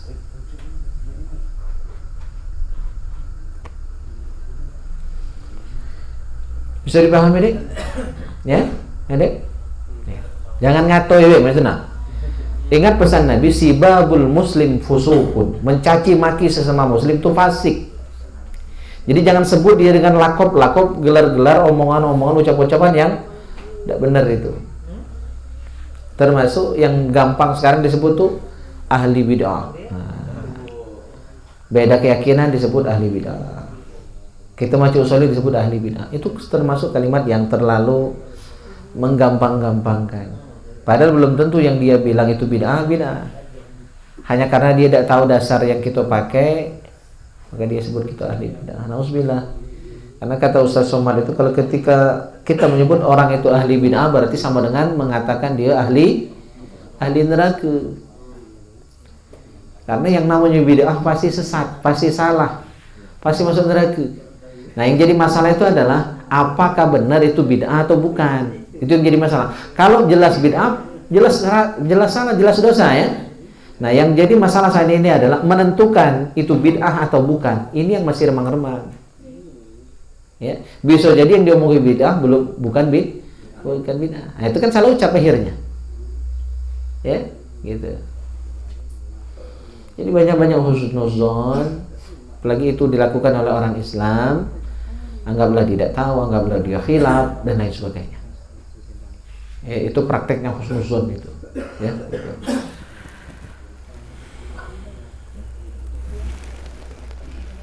Halo Bapak. Nanya. Assalamualaikum warahmatullahi wabarakatuh. Waalaikumsalam. Nah, begini Pak Ustadz, kalau kami ini sholatnya galak bolong-bolong. Ya. Dan Pak Ustadz katakan bahwa itu kalau kita sholat yang galak bolong-bolong itu harus dikodok. Ya. Nah, kalau kita ini sekarang ini zaman instan nih Pak, nah instan juga. Itu nih selain galak sering sholat berjemaah, apakah itu bisa menutup kemungkinan untuk menutup yang bolong-bolong kemarin itu Pak? Nah, mungkin apa? Iya. Iya. Salat yang tinggal itu tidak hilang catatannya. Jadi itu di absen semua tuh. Hadir alfanya kan ada kan? Ya kan? Jadi makin banyak tinggal makin banyak alfa. Ya kan? Maka itu harus catatan itu hanya bisa dihapus oleh Allah Subhanahu wa taala. Ya kan? Dan solusi sudah diberikan dan ulama sudah sepakat. Ulama sudah ijma bahwa yang tinggal hanya bisa diganti dengan diqadha. Nah, tinggal begoyur bayi ngodoknya tuh. Allah Maha tahu kok. Ya, kita sibuk. Karena kan mencari nafkah juga ibadah. Ya, supaya semuanya berjalan dengan seimbang. Ya kan? Tidak ada yang dirugikan. Ya, maka ya bekerja terus sholat dan ibadah yang tinggal tadi juga tetap diqadha, digoyuri baik. Jadi caranya pokoknya sejak kita tahu hukum ini sekarang dan ke depan yang tinggal tadi digoyuri. Misalnya tadi sholat isya, maka setelah sholat isya atau sebelum sholat isya ngodok sholat isya yang berapa tahun yang lalu, gitu. Jadi ditambah satu saja minimal, ya. Jadi ketika sholat isya langsung ngodok sholat isya yang lalu. Sholat subuh ngodok sholat subuh sekali jadilah minimal ya. Kayak sholat zuhur, datanglah lebih awal mengkodok sholat zuhur sambil nunggu iqamah dikumandangkan atau menunggu azan dikumandangkan, ya. Begitu seterusnya 5 waktu. Nah, maka disarankan untuk yang banyak utang sholat lebih baik mengerjakan kodok daripada sholat sunnah. Khusus yang banyak utang, daripada kalian mengerjakan qobliyah dan ba'diyah, lebih baik mengkodok sholat. Karena sunnah itu tidak bisa menggantikan yang wajib yang tinggal. Ya. Nah, kalau nak ngawikan gali-gali dah bagus. Jadi sholat qadha, sholat sunnah, qobliyah, ba'diyah dan sholat yang adaan, silakan. Cuma kalau misalnya tidak sempat, lebih baik yang sunnah tadi diganti dengan qadha. Itu lebih baik. Kalau sanggup gali-gali, adaan, qadhaan, sunnah, qobliyah, ba'diyah, kan. Gitu. Jadi tidak ada solusi lain. Jadi caranya sholat yang tinggal selama ini, pertama wajib taubat, nyesel, sudah berani dulu lagi muda dulu kan, meninggalkan sholat, taubat, nyesel, dan buktikan penyesalan itu dengan mengkodok, ya, walaupun dengan cara mencicil.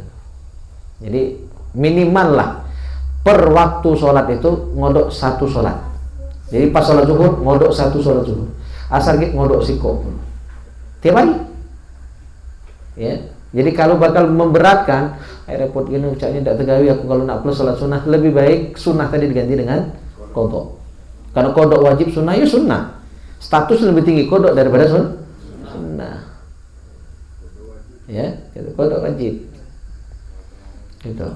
Goyori baik. Yang penting ada niat nak bayar utang. Yang kita pun bahkan luar itu kalau ada orang cuek bayar utang, bayari tidak tapi belanja terus.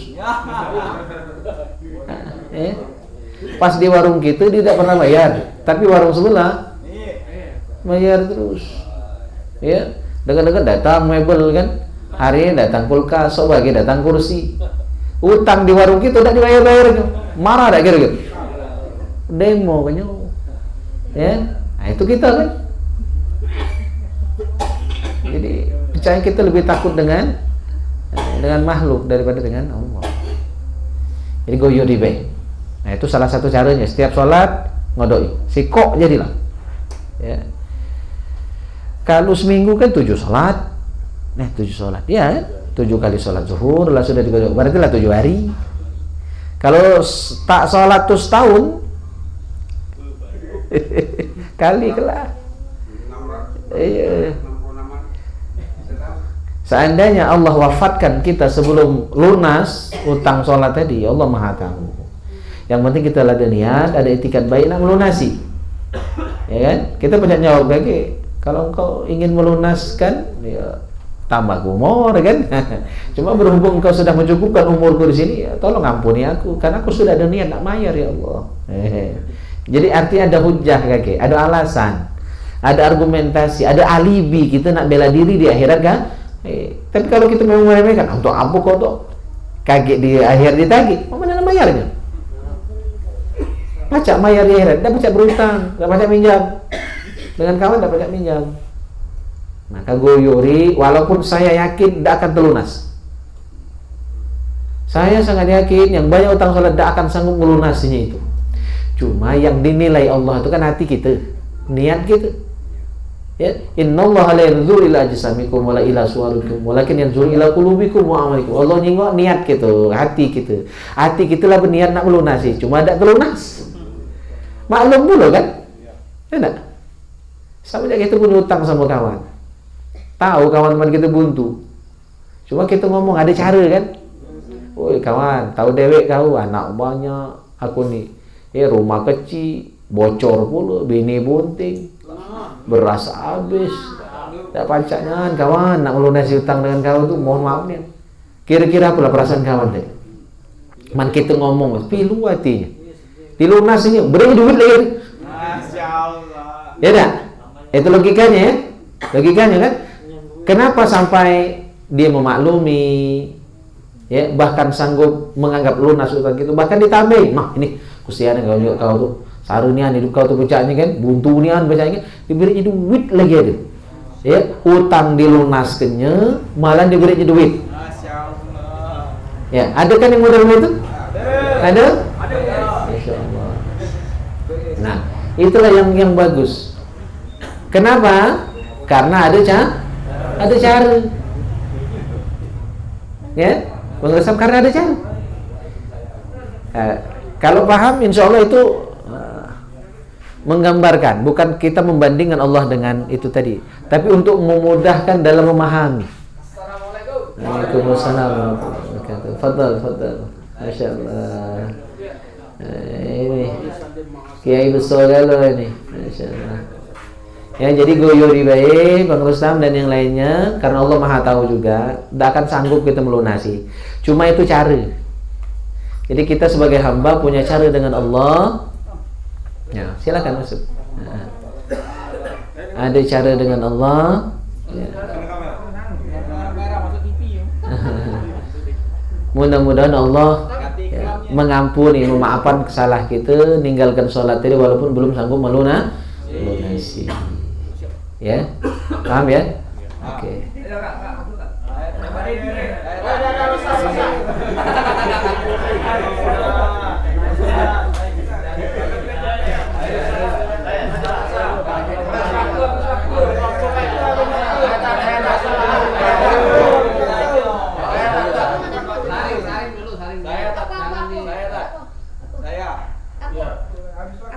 Iya. Ustaz istirahat dulu. Sana istirahat. Assalamualaikum warahmatullahi wabarakatuh. Waalaikumsalam.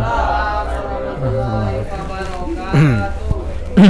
Misalnya kan kita kan zikirnya lamanya, makmumnya tuh luat gala itu banyak yang tinggal ke makmumnya yang berdosa apa yang imamnya yang berdosa.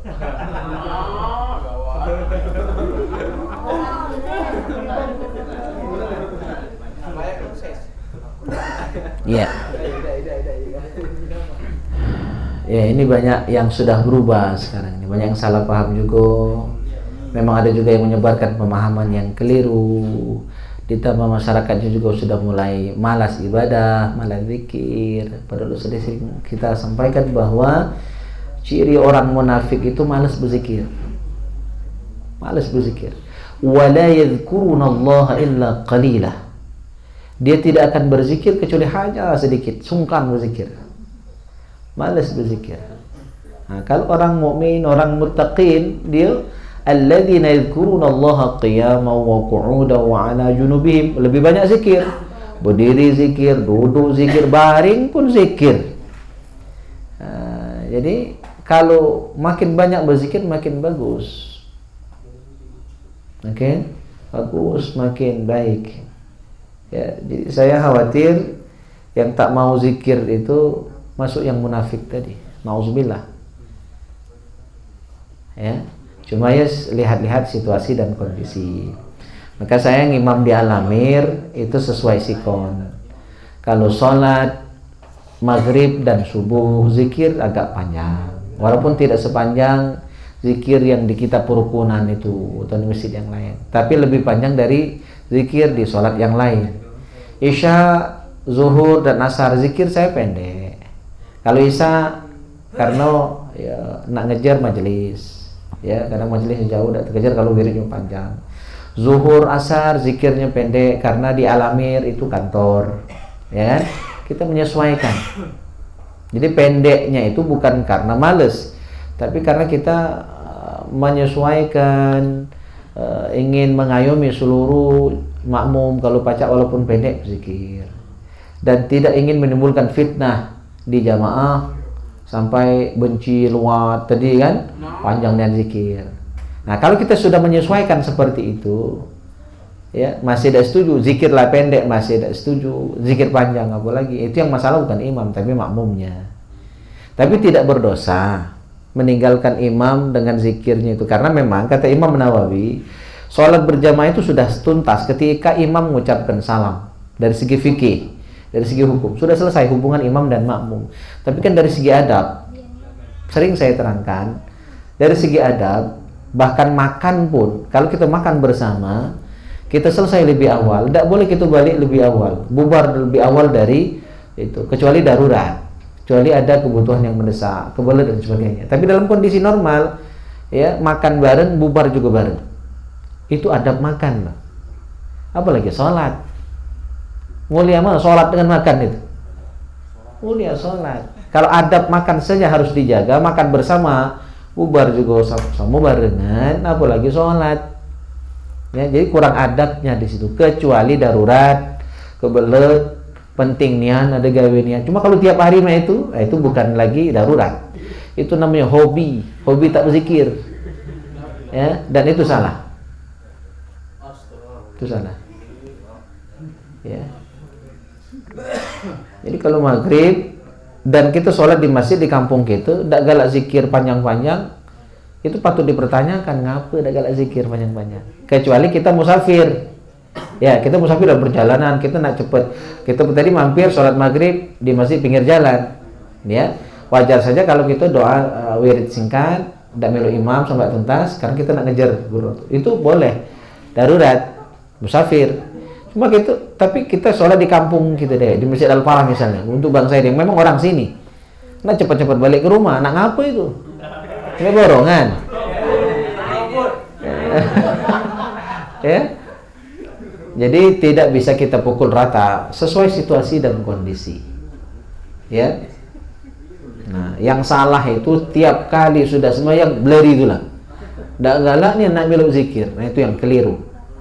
Itu yang sering kali saya sampaikan, saya kutip dari kitab Tanqihul Qaul, apa kata malaikat? Istaghnaita 'anillah falalillahi hajatun 'alaik. Jadi malaikat komen dia. Ya, sayangnya malaikat tidak punya Facebook ya, sehingga tidak semua orang bisa baca status malaikat itu. Tapi saya sudah baca di kitab Tanqihul Qaul. Ya, statement malaikat menyikapi orang yang sudah sholat langsung keluar. Apa kata malaikat? Istaghnaita 'anillah. Oh, kau tidak butuh lagi dengan Allah. Engkau tidak butuh lagi dengan Tuhan. Maka Allah lebih tidak butuh lagi dengan kau. Berlari dong.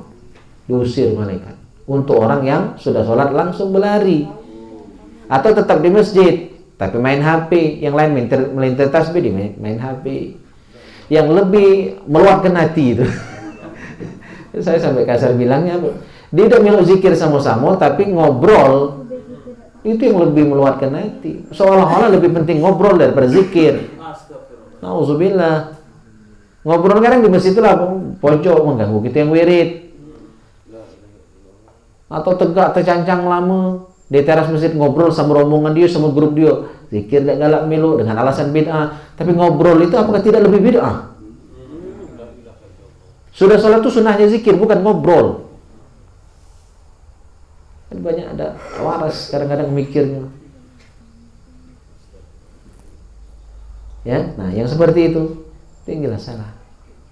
Cuma kalau kita keluar nak cepet, ya, karena ada urusan yang sangat penting, karena mendesak, karena darurat, termasuk nak itu tadi itu termasuk darurat, nah, silakan. Tapi kan sifatnya sesekali darurat, mosok tiap hari darurat.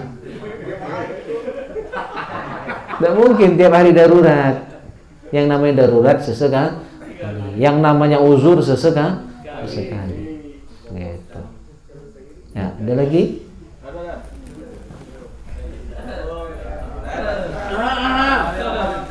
Ada begini Ustaz, dia. Iya. Lanjut. Itu apa? Boleh. Saya tanya Ustaz mengenai hutang.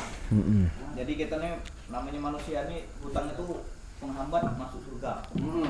Jadi kita nih misal kayak ini tak, aku nih berutang sama orang dan orang lain ini berutang sama aku. Ibaratnya antara orang itu nak bayar dengan tidak, antara aku nak bayar utang dengan orang itu dengan tidak. Nah itu cak mana lah tak? Ibaratnya aku misalnya berutang sama Kak Dedi. Nah sialan berutang dengan aku, dia tak bayar, aku tak bayar Kak Dedi. Dalam hal misalnya apa itu lupa atau memang tidak bayar.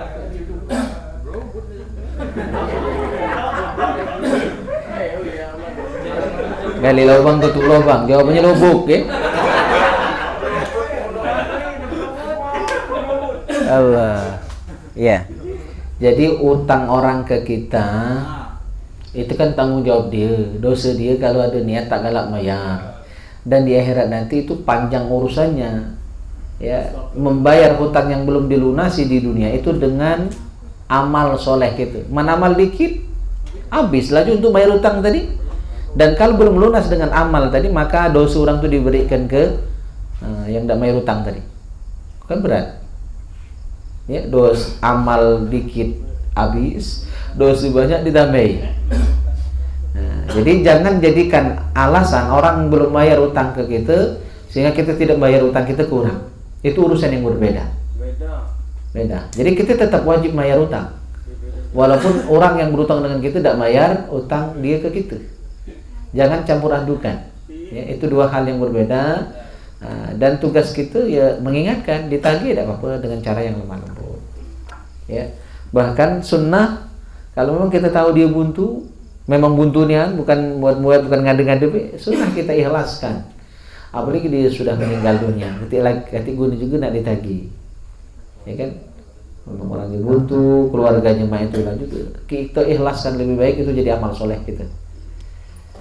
Cuma yang dosa itu kalau yang tidak ada niat sama sekali padahal dia mampu, dan yang punya duit tadi tidak mengikhlaskan sampai mati. Nah itu yang susah itu.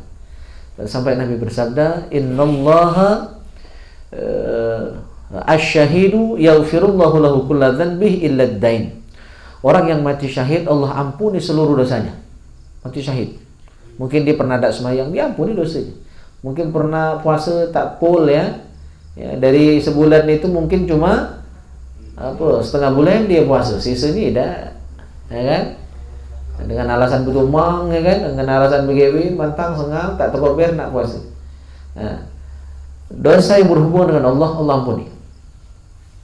Ya, orang yang mati syahid itu seluruh dosa yang diampuni, illa dain, kecuali satu dosa yang tidak terampuni, dosa utang. Nah itu berat. Nah itu untuk siapa? Yang sengaja. Ya, sengaja dia ada tapi tidak bayar, ya kan? Nah, kalau memang dia tidak mampu dan mengajukan uzurnya ke tempat dia berutang, ya, memang tidak mampu ya kita saling maklumi be, ya kan? Sebagaimana tadi kita contohkan yang meninggalkan sembahyang tadi. Ketika kita sudah menghibah, ngomong, mengajukan uzur kita, memang kita tidak mampu, pasti kesian kurang itu kan, dan bisa jadi itu nanti akan dianggapnya lunas hutang kita. Cuma kalau kati cara ini banyak ini kati cara ya, pas bertemu udah kati basa-basi lewat baik ya, tambah-tambah kadang-kadang ngampok ya pula ya kan, ngambil kredit motor, kredit mebel ya kan, ya, atau melesing ke motor mobil, tapi utang tak dilunasi. Nah itu yang keluar ke hati itu kadang-kadang. Tahan melelek cari jalan lain, ya kan? Nah itu yang keliru, itu yang salah, dan itu yang nanggung dosa. Jadi itu dua hal yang berbeda. Kita punya utang tetap wajib kita bayar, ya, walaupun orang yang berutang dengan tubuh tidak pernah bayar. Ya itu kan dua hal yang lain. Tidak bisa dipukul rata. Jangan jadikan alasan, aku tak pacak bayar utang, saya belum bayar utang dengan aku. Ya, itu bukan alasan. Kalau misal kita belum mampu, bukan alasannya itu. Alasannya karena memang belum mampu. Jangan jadikan alasan orang tak bayar, lagi kita tak bayar. Ya, nah, itu tidak boleh. Ya. Ini ada pertanyaan dari jamaah online dari Jansen Kristen. Jansen. Assalamualaikum. Waalaikumsalam warahmatullahi. Ustaz, mau tanya, bagaimana kalau kita sholat berjamaah secara bergantian karena musolanya yang kecil? Hal ini membuat kita tidak bisa zikir panjang, apalagi berdoa berjamaah. Apakah Allah maklumi akan hal itu, sementara Allah menyuruh kita untuk melakukan zikir tersebut banyak-banyak, meminta kepadanya? Syukran atas jawabannya, Pak. Iya. Ini saya punya kenangan sama si Jansen itu. Sekarang dia di Jakarta ya. Dulu adik tingkat saya di IAIN dan tetangga saya juga di Palembang kosnya. Jadi dulu kadang-kadang ke mall ya, ke IP. Kan IP itu tahu deh musolanya segitiga ya. Musolanya segitiga. Kadang-kadang pas di IP jam sholat tiba, kami sholat di musola itu. Jadi yang dia tanyakan itu kenyataan memang.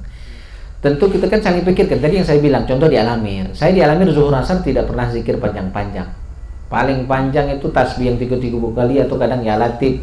Kadang istighfar 3 kali, baca Fatihah, doa. Kadang-kadang begitu mepet misalnya hanya istighfar 3 kali sudah doa. Yang penting ada wirid, jangan tinggal sama sekali. Ya, jadi itu situasional. Tidak masalah kalau memang seperti itu. Ya, justru jadi masalah kalau kita panjang-panjang. Kalau mau nak wirid panjang-panjang, kita minggir. Ya, sehingga masih bisa memberikan kesempatan bagi jamaah lain yang mau sholat di situ. Jadi tidak masalah, malah bagus, boleh ya. Nah yang tidak boleh itu adalah masjid tempat sholat Jumat, karena banyak jamaah dibuat 2 shift. Nah itu tidak sah. 2 ronde, misalnya ada PT yang sangat besar, banyak pegawainya, ya dibuat 1 ronde sholat Jumat tak cukup ruangannya, saking banyaknya itu. Maka ronde kedua tidak sah. Jadi dia harus cuma sekali. Ya, terserah mau mana caranya.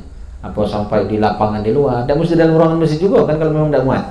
Bisa mungkin untuk itu sementara tutup jalan dulu boleh. Tapi jangan dibuat 2 ronde. Salat Jumat 2 ronde tak sah. Yang sah hanya ronde pertama. Ronde kedua tidak sah. Dan itu sepakat ulama. Ya. Misalnya sepangan bala ini masih cuma sikok. Jamaahnya rajin nggak orang makan bala ini. Jadi sholat Jumat itu luar biasa. maka tetap hanya sekali sholat Jumatnya. Tidak boleh 2 kali, 2 ronde, 3 ronde, walaupun alasannya banyak. Ya, silakan cari tempat yang luas, atau misalnya masjidnya dipakai masjid Jumhuriyah, jamaahnya sampai ke teras, ya kan, sampai ke jalan. Jika perlu waktu sholat Jumat itu tutup dulu jalan sementara. Ya, disiagakan oleh Kasatpol PP kita yang baru, ya kan. Nantinya ya sekarang, ya kan. Suatu masa nanti misalnya, ya, ketika Imam Mahdi nanti sudah turun akan begitu. Ya, taat gale. Rumah telongo tidak sanggup. Tak kati yang masuk ngambil HP, ngambil tak kati. Orang sedekah, beda kati nak nerima orang kaya kan? Maka kalau nak sedekah sekarang nih lah.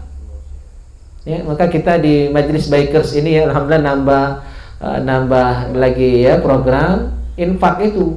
Kaget kalau Imam Mahdi lah turun, dunia ini aman nih. Dan seluruhnya makmur. Rumah telongo kati yang nak maling, orang sedekah kati yang nak nerima, karena apa? Lah sudah makmur semua. Nah, saat itu tiba, termasuk apa tidak tubuh ya, luar biasa. Jadi kalau nak sedekah mana ada? Sebelum masa itu tiba, tak terguna lagi. Semua orang lah baik gitu. Nah, sudah itu orang baik itu mati kan, tinggal yang jahatnya baik. Jangan nemu masa itu ya. Nah, di saat itu kiamat akan tiba. Oke. Nyambung yang Jumatan tadi kan, satu ronde.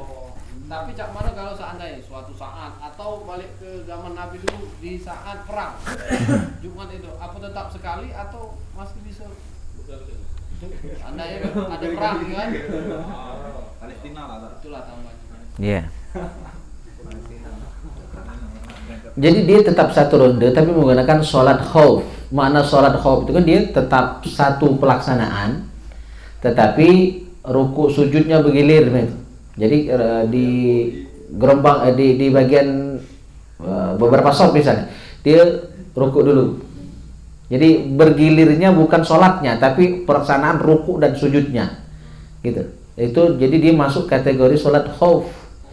Kalau sholat khauf itu kan bahkan boleh bergilir seperti itu. Jadi misalnya ada 5 shot, yang shot 3 pertama dia ruku, yang lain masih berdiri. Terus sampai sujud berdiri, nah baru gilir yang bagian belakang. Itu sholat khauf.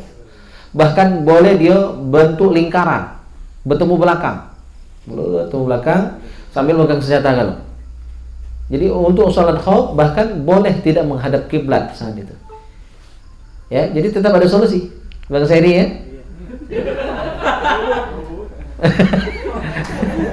Tetap ada solusi. Jadi bukan 2 gelombang, tapi menggunakan cara sholat khauf. Kalau memang suatu saat terjadi situasi seperti itu, ya. Jadi bukan 2 ronde, 3 ronde tetap tidak diperkenankan. Jadi dari sholat secara normal menggunakan tata cara sholat khauf. Sholat lagi perang. Ya, bergilir ruku sujudnya atau bentuk memanjang tapi saling berhadapan belakang, ada ngadap ke sana, takut ada serangan mendadak kan, sehingga bisa tetap siaga, atau berbentuk lingkaran pun boleh, ya. Tapi membelakangi, semuanya membelakangi, jadi ngadap keliling, mukanya ngadap ke depan kalau ketemu belakang gitu. Itu sholat khauf yang dipakai. Ya. Waalaikumsalam. Pada awalnya baik kita melakukan satu kebajikan maupun melakukan ibadah itu diawali dengan niat. Iya. Sekarang niat di dalam rukun sholat adalah rukun sholat yang wajib. Jadi perlu saya tanyakan, duduknya niat setelah mengucapkan niat setelah takbiratul ihram atau serempak dengan takbiratul ihram atau selesai takbiratul ihram. Iya. Saya tanyakan itu, duduknya niat itu serempak dengan takbiratul ihram atau awal dari takbiratul ihram atau akhir dari takbiratul ihram. Iya. Pengertian niat menurut ulama fikih, ya, hukum qasdu syai' muqtaranan bi fi'lih. Ada yang membaca muqtarinan bi fi'li. Jadi maknanya itu qasdu syai' muqtarinan bi fi'li. Menyengaja melakukan sesuatu langsung dikerjakan bersamaan. Jadi niat itu harus bersamaan dengan perbuatan. Tidak boleh dulu, tidak boleh belakangan, harus bersamaan. Maka pada prakteknya ketika sholat, niat wajib disertakan dengan takbiratul ihram. Nah, penyertaan niat dengan takbir namanya muqaranah. Muqaranah itu bertingkat. Bagi yang ahli itu namanya muqaranah haqiqiyah. Bagi kita yang awam ini namanya muqaranah urfiyah. Yang penting ada niat. Ya, tapi kalau hakikiyah itu dari awal takbir, dari huruf alif sampai huruf ro itu persis, barengan, bersamaan. Ada itu sulit dilakukan. Maka untuk kita yang awam cukup muqaranah urfiyah. Dan seluruh niat itu ada muqaranah. Wudu waktu membasuh muka, mandi wajib waktu menyiramkan air ke badan. Jadi niat harus bersamaan dengan pelaksanaan ibadahnya. Apalagi istinja ya sambil cewek itu. Tayamum sembari mengusapkan debu ke muka. Haji waktu kita naik ke kendaraan dan kendaraannya bergerak, itulah saat kita masang niat haji. Ya, itu semua muqaranah dan hukumnya wajib. Menurut Imam Syafi'i tidak sah kalau niat mendahului takbir dalam sholat atau setelah takbir baru niat. Atau wudu. Tak sah niat itu kalau diucap niat yang dalam hati yang dimaksudnya sebelum membasuh muka atau setelah membasuh muka. Harus bersamaan dengan membasuh muka. Makanya disebut dengan muqaranah. Bukan muqalamah ya. Muqaranah. Makna muqaranah menyertakan niat dengan perbuatan secara langsung, secara bersamaan. Jadi dalam mazhab Syafi'i kalau dari rumah berniat itu belum niat. Itu belum niat, itu baru hamun cita-cita. Maka dalam kitab ringkasan Sahihul Bukhari, tapi ada syarahnya. Nama kitabnya kitab Ibnu Abi Jamrah, ya. Itu saya belajar sama almarhum Ustadz Komar Burhanuddin. Dalam kitab itu diterangkan, niat itu ada tahapan. Yang pertama khatir, terlintas di hati. Baru lintasan hati. Itu belum niat. Pengen ini, pengen itu, pengen ke majelis al-barakah, ya kan? Pengen ahad kaki ikut bikers subuhan, ya, bikers fisabilillah. Subuhan di mana rencana? Tanjung Agung ya. Itu baru khatir, terlintas, terpikir sekali pengen ini, pengen itu. Soal hari Kamis pengen kalangan, ya, dan sebagainya. Itu khatir. Nah, setelah khatir naik dikit, ya, namanya ham. Jadi apa? Keinginan, hamun, keinginan, ya, cita-cita. Terus yang ketiga namanya azam, tekad. Ya, jadi dari terlintas, terus jadi keinginan dan cita-cita, terus menjadi tekad. Nah, yang keempat baru niat. Niat itu apa tadi? Qasdu syai' muqtarinan bi fi'li. Hendak melakukan sesuatu langsung dikerjakan. Makanya kata ulama tidak boleh duluan, tidak boleh belakangan, harus bareng. Tidak sah menurut Imam Syafi'i kalau tidak bareng. Nah, tapi menurut mazhab lain, misalnya Hanafi, boleh. Kalau belum sanggup boleh masang niat dulu baru takbir. Atau takbir dulu baru niat, tapi tidak boleh lama. Itu menurut mazhab Hanafi. Tapi kalau Syafi'i tidak boleh sama sekali, wajib barengan. Ya. Makanya takbir dalam mazhab Syafi'i itu boleh lama, maksimal 7 arifat. Silakan baca kitab syarah I'anatul Talibin, ya, kitab I'anatul Talibin syarah dari kitab Fathul Mu'in. Jadi di sana maksimal takbir itu boleh 7 alif atau 14 harokat demi masuk ke niat tadi. Kalau yang belum biasa kan agak sulit itu. Maka harus latihan sebelum sholat, jangan pas sholat baru latihan. Itulah kadang-kadang takbir yang berkali-kali tidak masuk-masuk niat. Karena belum latihan, belum terbiasa. Itu wajib. Jadi kadang-kadang kalau kita lihat dari rukun pertama itu saja, banyak orang yang sholatnya masalah itu. Maka guru kita Kiai Balian bin Kiai Sulaiman bin Kiai Abdurrahman Rahmat, beliau marah betul kalau ada orang yang sholat, apalagi imam, takbir cepat niat. Kapan masang niat? Kata beliau, kapan muqaranahnya? Allahu Akbar, kati niat. Maka beliau bahkan imam Masjid Istiqlal tahun 80-an, beliau sering warawiri Jakarta, Bandung, ya. Waktu itu beliau jadi anggota DPR. Dan beliau waktu itu nyetak kitab, sering beli kitab di Bandung. Imam Istiqlal pun dimarahin. Beliau tuh orangnya tegas. Kalau salah, siapa pun dimarahin. Ya. Lagi saya, murid ya kan. Ini udah usah baperan. Maka saya tidak baperan karena biasa dimarahi guru. Walaupun saya bukan tidak berani sih. Ya, nak marahi kamu bukannya tidak berani ya. Nah, tapi beda metode kan begitu. Saya ikut metode yang lain. Tapi saya biasa dimarah-marah guru kalau salah. Kan dikata-kata ketika saya dipanggil imam besar, beliau marah, bisa apa, bisa perut kau tuh. Ya, saya paham karena beliau ingin menanamkan keikhlasan, jangan sombong, gitu. Ya, saya maklum ya seperti itu ya. Beliau marah, mau kapan masuk niat? Allahu Akbar. Karena beliau berpegang teguh dengan mazhab Syafi'i, gitu. Ya. Jelas ya?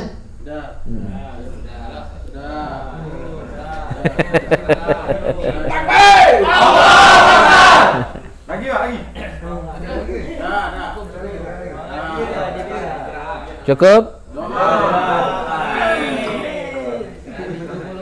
Oke. Ya, mohon maaf tidak bisa agak lama, biasanya kita yang 12-an karena belum sempat istirahat. Tadi baru langsung mandi, Dodi udah jemput. Lagi dia datang tadi, saya baru bantu. Jadi baru berapa tadi? Baru setengah jam datang di rumah tadi. Dalam perjalanan 3 jam, pengal di mobil sebenarnya kan. Alhamdulillah kita dipertemukan dalam keadaan sehat walafiat. Mudah-mudahan berkat ilmu yang kita pelajari ini. Kita tutup majelis kita dengan doa kafaratul majelis.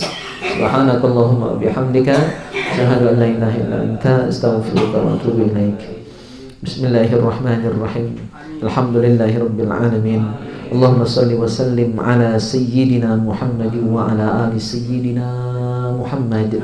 Allahumma ij'al jam'ana hadha jam'an marhuma wa tafarruqana min ba'dihi tafarruqan ma'suma. Allahumma ij'al anfusana anfusan tayyibatan mutmainnah ta'i'atan hafizatan tu'minu biliqa'ik wa taqna'u bi'ata'ik wa tarda biqada'ik wa takhshaka haqqa khashyatik wa la hawla wa la quwwata illa billahil aliyyil azim. Rabbana atina fid dunya hasanah wa fil akhirati hasanah wa qina adzaban nar. Sallallahu ala khairi khalqihi Muhammad wa ala alihi wa sahbihi ajma'in. Alhamdulillahi rabbil alamin. Taqabbalallahu minkum.